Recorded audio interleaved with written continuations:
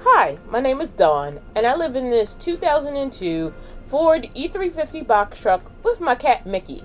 We've been spending the past few months making the transition from the Chevy Express van that we used to live in into the box truck. Now, before living in the Chevy Express van, I also lived in a minivan for a very long time, and that was before I had the cat. And before that, I actually got started kind of in a situation of desperation, and I'd started living out of my car.